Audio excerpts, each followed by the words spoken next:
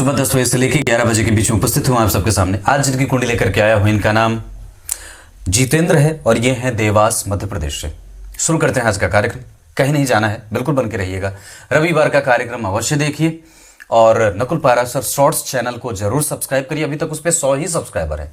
जितने लोग आप लोग मुझे देख रहे हैं, कम से कम उस चैनल को जाकर के सर्च कर लीजिए और सब्सक्राइब कर लीजिए। वहाँ पे आपको प्रत्येक दिन बहुत अच्छी चीज़ें मिल जाती हैं। उसके बाद इस कुंडली पे आने से पहले बताऊंगा मनुस्मृति की बात। भगवान मनु ने अपने ग्रंथ मनुस्मृति में ब्राह्मणों की श्रेष्ठता का वर्गीकरण किया है और उन्होंने ये बात लिखी है, बुद्धिजीवियों में मनुष्य श्रेष्ठ है, मनुष्यों में ब्राह्मण श्रेष्ठ है। पर ब्राह्मणों में कौन ब्राह्मण श्रेष्ठ है? जो ब्राह्मण है वो तो श्रेष्ठ हो गया, पर जिसने शास्त्र पढ़े हो, जिसने शास्त्र बुद्धि रखी हो और जो शास्त्रों के मर्म को जानने वाला हो, वो श्रेष्ठ है। उससे श्रेष्ठ कौन है? जो शास्त्र के आधार पर कर्म करता हो और जो शास्त्र को जीता हो निरंतर।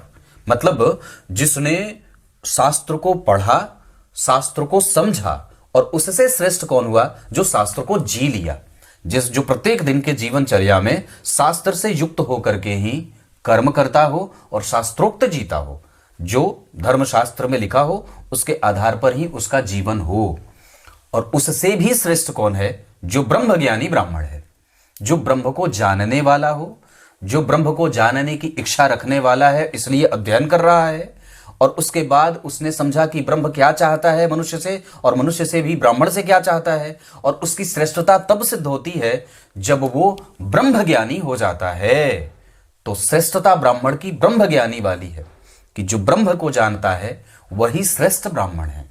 तो ऐसे ये भगवान मनु ने ब्राह्मणों का वर्गीकरण किया है और श्रेष्ठ ब्राह्मण वही है जो शास्त्र को समझता हो, जो संस्कारों से युक्त हो, जो नित्य वंदन, पूजा पाठ, मंत्र जप, ध्यान आदि, यज्ञ आदि में निरंतर उसका स्मरण बना रहे, वही श्रेष्ठ होता रहे। ये सिंह लग्न की कुंडली, लग्न के अधिपति दशम भाव और तृतीय भाव के अधिपति शुक्र के साथ बैठे हैं, पर राहु केतु से दृष्ट है। आयु बहुत अच्छी है। इस कुंडली में शुक्र की दशा में जो दशम भाव और तृतीय के अधिपति हैं, चंद्रमा का बैठना यहाँ बहुत अच्छा होगा। इस आधार पर चंद्रमा इनका बहुत बढ़िया है और चंद्र मंगल योग भी बढ़िया बनेगा। दशम भाव के अधिपति धन का योग लगा रहे हैं लग्नेश के साथ बैठ करके। तृतीय भाव के अधिपति के साथ शुक्र और सूर्य की दशा जातक के लिए बहुत अच्छी रहेगी। इस कुंडली के लिए शुक्र अच्छे नहीं है, फिर भी शुक्र की दशा बहुत अच्छी होगी क्योंकि मघा नक्षत्र के दूसरे चरण में इनका जन्म हुआ है, जिसके अधिपति मघा नक्षत्र के केतु, लग्न के अधिपति सूर्य और मघा नक्षत्र के अधिपति बन गए दूसरे चरण के शुक्र। शुक्र इस कुंडली में दशम भाव के अधिपति, किसी भी पापग्रह के प्रभाव में नहीं। राहु केतु का प्रभाव अगर होगा भी तो शुक्र के लिए राहु केतु खराब नहीं होते, धनदायक तो कम से कम बना ही देते हैं। बुध 12वें हैं भगवान आपके, इसीलिए आपके पास धन टिकता नहीं है और इसीलिए आपके लिए 50 रिश्ते आ गए हैं, पर फिर भी अभी तक विवाह ठीक नहीं हुआ। गणेश जी की पूजा, चतुर्थी का व्रत आरंभ करिए, गणेश संकटनाशक स्तोत्र का पाठ करिए, गणपति अथर्वशीर्ष का पाठ करिए और रामचरितमानस के अध्यायों का स्मरण करिए। भाग्य भाव आपकी कुंडली में ठीक है। शनि का प्रभाव चंद्रमा पे, मंगल का प्रभाव चंद्रमा पे, केतु का प्रभाव चंद्रमा पे। शनि मंगल राहु केतु का प्रभाव चंद्रमा पे, इस वजह से भी कई बार सैया सुख मिलने में दिक्कत और पराक्रम देर से परिणाम देता है। आपने क्या बात कही, समझ ही नहीं आ रहा कि करूं क्या, सरकारी नौकरी या व्यवसाय। आपकी कुंडली के दशम स्थान पे और जन्म कुंडली के चतुर्थ भाव के अधिपति के साथ और चंद्रमा का जो संबंध मैं देख रहा हूं, उसके आधार पर आपको सरकारी नौकरी की कोशिश कर लेनी चाहिए। पर अगर उम्र जो खत्म हो जाए, दशम भाव के अधिपति शुक्र और जन्म कुंडली में एकादशवें भाव में, मंगल का प्रभाव बुध पे बहुत बढ़िया, शनि का प्रभाव बुध पे, कंप्यूटर क्षेत्र से और तकनीक से संबंधित क्षेत्रों को जानने वाले। इसके अतिरिक्त गुरु का प्रभाव मंगल पे और शनि का प्रभाव चंद्रमा पे तो है ही, मंगल का प्रभाव भी है। तो इस समय के हिसाब से आपकी कुंडली में तो दशा अच्छी चल रही है, सरकारी नौकरी की कोशिश करिए। आपकी कुंडली में मंगल और शनि का योग नहीं है तो मैं इसे अच्छा ही कहूँगा, खराब नहीं कहूँगा। वस्तुतः यही कई बार आपको परेशान कर रहे हैं क्योंकि दशमांश कुंडली में लग्न में बुध है, तो देर सवेर अगर नौकरी नहीं लगेगी तो खुद की नौकरी या खुद का व्यवसाय करिएगा। वैसे गुरु यहाँ पे नीच के हो रहे हैं और चंद्रमा मंगल के साथ यहाँ बैठे हैं। हालांकि उनका नीच भंग यहाँ भी होगा, गुरु नीच के हैं, इस वजह से कई बार गड़बड़ी हो रही है। हालांकि गुरु और सूर्य का प्रभाव आपकी कुंडली में पंचम भाव पे, मैं फिर भी कहूंगा, दो परम मित्र बैठे हैं। देर सवेर आपको यश आप और आपकी जो प्रतिष्ठा है वो आपको मिल जाएगी। नवांश कुंडली में भी चंद्रमा नीच के हैं, यहाँ चंद्रमा नीचा विलासी है, यहाँ पे गड़बड़ी हो रही है, यहाँ पे थोड़ी बहुत गड़बड़ी, जिसके कारण व्यय व्यक्ति का बना रहता है। वो करोड़ों कमाएगा, पर हालांकि व्यय कोई गलत जगह पे नहीं है, क्योंकि यहाँ बुध बैठे हैं शत्रु के घर में इस वजह से, और धनेश होकर के बैठे हैं इस वजह से, तो धन और लाभ का व्यय हो रहा है। उस पर शनि की दृष्टि है, इस वजह से राहु शुक्र से प्रभावित हो रहे हैं, इस वजह से भी व्यय होता है। आत्मबल कमजोर ना करिए, आदित्याय नमः का जप करिए, और अगर हो सके तो सूर्य गायत्री का जप भी आवश्यक होगा, किसी गुरु से सुन करके। लेकिन यहाँ पे चंद्रमा बैठे हैं और लग्न पे शनि का प्रभाव है, पत्नी कामकाजी मिल सकती है।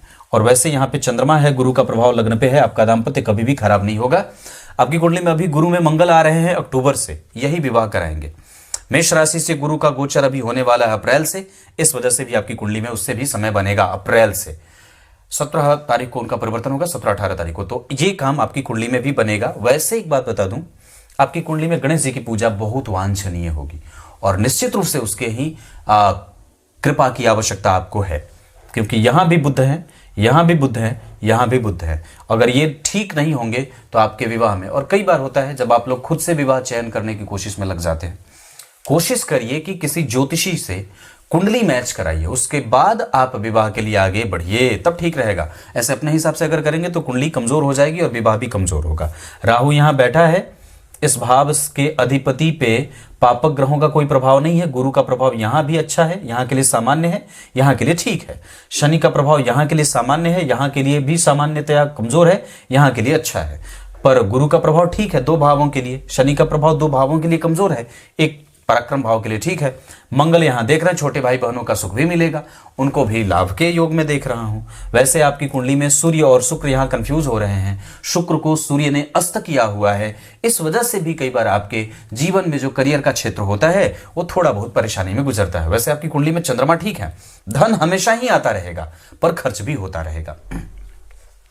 धन खर्च करने का कोई नुकसान नहीं है। आपकी कुंडली में गुरु बढ़िया बैठे हैं, वो कभी भी आपके धन को बेवजह की चीजों पे तो खर्च नहीं करा रहे हैं। आप जरा उठ करके बैठ करके हिसाब लगा करके देखिएगा, आपका धन कभी भी बेवजह के कामों में नहीं जा रहा है। इस कुंडली के लिए 1 अंक बहुत अच्छा रहेगा, 9 अंक बहुत अच्छा रहेगा। इस कुंडली के लिए रविवार और गुरुवार का दिन अच्छा रहेगा। इस कुंडली के लिए दिशा उत्तर पूर्व बहुत अच्छी रहेगी और पूर्व भी बहुत अच्छी रहेगी। इस कुंडली के लिए नक्षत्र भरणी, धनिष्ठा, पुनर्वसु, मृगशीरा, भरणी बताया मैंने, अनुराधा और उत्तरा फाल्गुनी, उत्तराषाढ़ा, उत्तरा भाद्रपद, ये तीनों।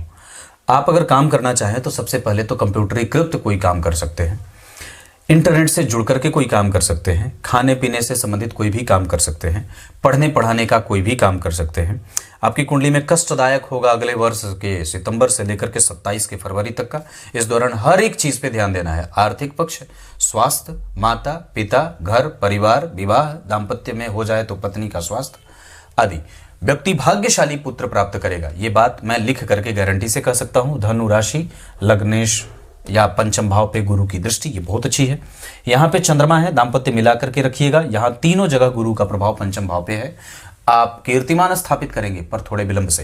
द्वितीय भाव का अधिपति 12 में, पंचम भाव में राहु, इस वजह से चाह करके भी कई बार व्यक्ति के मनोनुकूल परिणाम वक्त पे नहीं मिलते हैं, थोड़े विलंब के बाद। वैसे आपकी कुंडली में लग्नेश भाग्य भाव में या लाभ भाव में बैठ जाए तो ये याद रखने की बात है कि आपका कोई भी काम रुकेगा नहीं, विलंब से होगा पर निश्चित रूप से आपका काम पक्का होके ही रहेगा। लग्न पे गुरु का प्रभाव व्यक्ति को धर्म, धैर्य, गंभीर और साहसी बनाने के साथ साथ क्योंकि मंगल यहां बैठे हैं स्वग्रही गुरु मित्र की राशि में, चंद्रमा मंगल का योग बहुत बढ़िया बनेगा। ये सब चीजें अच्छी बन रही हैं। सूर्य, मंगल, बुध, शुक्र, शनि सब अच्छे हैं। चंद्रमा को थोड़ा कमजोर देख रहा हूं, इस वजह से उनको बल देने की आवश्यकता है। सूर्य को अर्घ दीजिए, हनुमान चालीसा का पाठ अवश्य पढ़ा करिए, मंदिर का दर्शन, एकादशी का व्रत, गीता जी के अध्याय का अध्यापन अध्ययन अवश्य किया करिए। इसके अतिरिक्त भगवान सूर्य के 12 नामों का स्मरण, हो सके तो रुद्राक्ष या रक्त चंदन की माला, और प्याज लहसुन भी बिल्कुल बंद कर दीजिए। मांसाहार आपके लिए बिल्कुल वर्जित होगा, नॉनवेज बिल्कुल भी नहीं, छूना भी मना है, सोचना भी मना है, विचार में लाना भी आपके लिए बड़ा नुकसानदायक होगा। लग्न में गुरु हैं, ये स्थिर राशि का लग्न है, मित्र की राशि में गुरु बैठे हैं, धर्म भाव और पंचम भाव पे उनकी दृष्टि है, सप्तम भाव पे उनकी दृष्टि है। सप्तम का कारक शुक्र अगर अस्त नहीं होता तो दाम्पत्य खराब या देर से नहीं होता। आपकी कुंडली में द्वितीय भाव के अधिपति 12वें हैं, इस वजह से भी चतुर्थ भाव के अधिपति स्वग्रही है, माता और पिता की निश्चित रूप से आपके हाथों से सेवा होगी, यह भी अकाट्य ज्योतिष का सूत्र है। सर्वाधिक ग्रहों के साथ आपकी कुंडली में जो ग्रह बैठा है वो है शुक्र, जो आपकी कुंडली में आत्मकारक होंगे। दूसरे ग्रह के रूप में आपकी कुंडली में मुझे लगता है कि 23 डिग्री 28 कला के साथ बैठे हैं शनि, जो आपकी कुंडली में आपको दूसरे नंबर पे सर्वाधिक मजबूत ग्रहों के रूप में, यानी इसका अर्थ है कि आपकी कुंडली में 27 के फरवरी से शनि आ जाएंगे, जो इस कुंडली के लिए बहुत अच्छे नहीं होते, पर फिर भी मैं समझता हूं कि आपकी कुंडली के लिए वो सप्तम के अधिपति होकर के स्वग्रही होकर के छठे में बैठे हैं। आलस्य मत करिएगा, मजबूती से काम करते रहिएगा। एक लाजवर्त गुरु में राहु आएंगे अगले वर्ष के सितंबर में, उस समय धारण कर दीजिएगा। बाकी आपकी कुंडली के आधार पर मैं एक बात बता दूं तो थोड़े से कंफ्यूजन में शुक्र के कारण ये कुंडली में जा रही है। माता देवी की आराधना, उनके मंदिर का दर्शन, इतना बहुत बढ़िया होगा। धन भाव, लग्न भाव, तृतीय, चतुर्थ, पंचम थोड़ा कमजोर है पर दृष्टि है, इस वजह से ठीक होगा। छठा बहुत बढ़िया, सातवां भी ठीक है। अष्टम भाव आयु देगा और रिसर्च और आपको कई बार ज्योतिषीय ज्ञानों से युक्त रखेगा। नवम ठीक है, दशम भी ठीक है। एकादशवां धन का योग लगा रहे पर विलंब और देर से या कई बार धन हानि का योग बनाते हैं। ऋण वगैरह में आप नहीं रहेंगे, कोई भी आपको हरा नहीं सकता है। आपके पास तकनीक का ज्ञान रहेगा, आप शिक्षकीय गुणों से युक्त हैं और आपकी गंभीरता यूं ही बरकरार रहेगी, ये बात भी है। मंगल सर्वाधिक बलवान है, उसके अतिरिक्त गुरु भी ठीक है। गुरु और मंगल का योग आपकी कुंडली के लिए सबसे ज्यादा बढ़िया बना हुआ है। इस कुंडली में भाग्य का बल, इस कुंडली में धर्म का बल, इस कुंडली में शास्त्र का बल भी है, और इस कुंडली में प्रायः शुक्र और सूर्य जब एक साथ बैठ जाते हैं तो कंफ्यूज करते हैं, वही वाला भाव चल रहा है। इस कुंडली के लग्न को, इस कुंडली के पंचम को, इस कुंडली के नवम को और इस कुंडली के सप्तम को गुरु की दृष्टि प्राप्त है। शुक्र अस्त हो जाते हैं तो जैमिनी ज्योतिष का सिद्धांत कहता है, या शुक्र जब कभी कमजोर हो जाते हैं तो दाम्पत्य देर से शुरू होता है। ये एक आम बात है, पर इसके लिए आपको मैं कोई मंत्र दूंगा, आप वो उसके थोड़ा जप लीजिएगा। भगवान भोलेनाथ के मंदिर का दर्शन, देवी माता के मंदिर का दर्शन। शुक्र उच्च का है, सूर्य गुरु यहाँ बैठे हैं, मंगल चंद्रमा बैठे हैं, विलक्षण नहीं है और न ही विलक्षणता से मुक्त है, ये बिल्कुल ठीक है। चंद्रमा मंगल ठीक है, गुरु सूर्य युति में मित्र ग्रह बैठे हैं ना, तो गड़बड़ी नहीं है। यहाँ राहु, यहाँ शनि, इस वजह से व्यापार में आरंभ में बाधाएं हो सकती हैं। डेली रूटीन ठीक करिए, आलस्य से युक्त ना होइए। लग्न में बुध बैठा है, अपनी बुद्धिमत्ता चलाइए, व्यापार में भी उतर जा सकते हैं। आपकी कुंडली में अगर व्यापार वगैरह करना होगा तो अभी तो आपको कम से कम 2024 के सितंबर तक कोशिश करनी चाहिए कि नौकरी मिल जाए, और उसके बाद अगर आप चाहें तो शनि की दशा में भी व्यापार कर सकते हैं। वैसे शनि आपकी कुंडली में कमजोर नहीं है, बहुत अच्छे हैं, स्वग्रही हैं, चंद्रमा से केंद्र में है और बुध से केंद्र में है, 2 शुभ ग्रह केंद्र में। उसके बाद इसका बल मंगल बढ़ाएंगे थोड़े कमजोरी से, पर शनि की दृष्टि यहाँ पे ठीक है।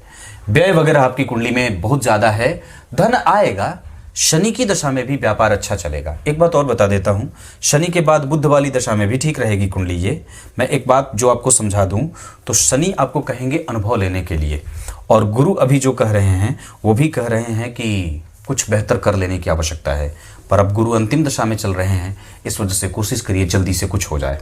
वैसे आपकी कुंडली में सरकारी नौकरी का योग है, भगवान करे आपको जल्दी से ही उसमें सफलता मिल जाए। कुछ इसी तरीके से आज के कार्यक्रम का समापन करते हैं, तब तक के लिए इजाजत दीजिए। कल एक बार फिर से उपस्थित होंगे आप सबके सामने, तब तक के लिए बहुत बहुत नमस्कार।